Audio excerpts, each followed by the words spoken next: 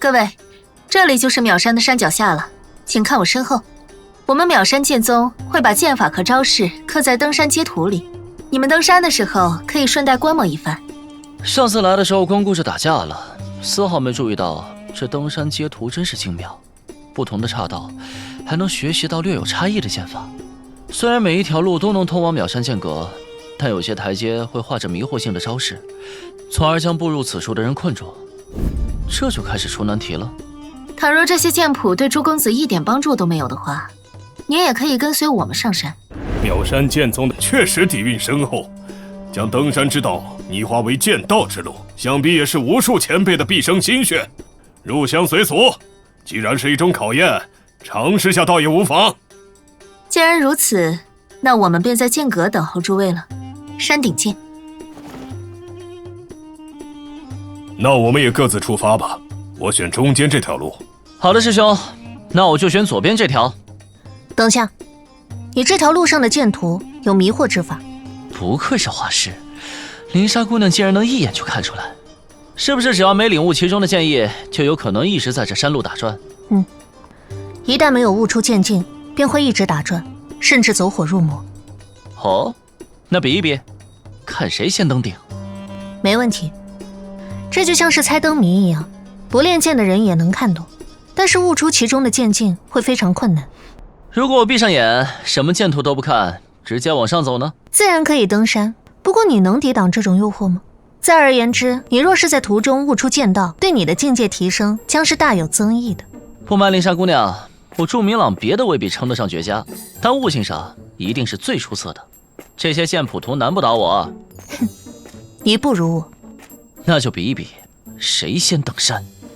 我在剑阁等你。哼，画师小姨子心气还是挺高的嘛，我也不能认输。唉，原本以为很快就能上去，没想到真的困在了半路上，周围一个人也没有。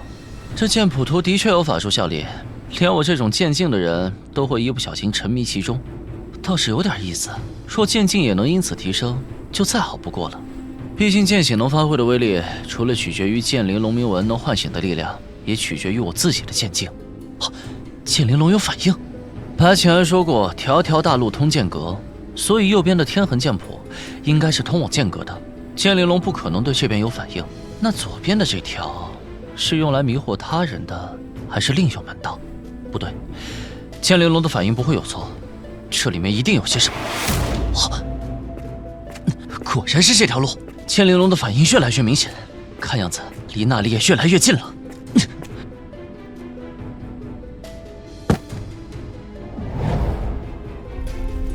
竟然是秒山剑种，这是怎么回事？难道这里也有剑灵？瑶山剑宗和秒山剑宗本是一家，一次分裂中，两派进行了一场厮杀。当时不知道多少名师陨落，不知多少名剑折损。锦鲤先生，你知道这些？为了悼念各自的剑祖，瑶山剑宗有了弃剑林，秒山剑宗有了剑种岭。多年后，剑宗的传人可能会忘记那场杀得天昏地暗的战役，但这些古剑都还记得。即使海枯山灭，最终也会分胜负吗？我听老爸说，剑魂只有在特定的情境下才会苏醒。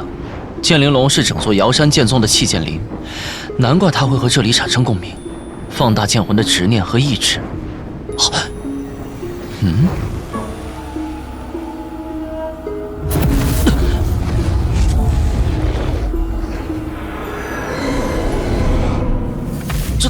这什么东西啊？慕容师每周6、10点更新一集。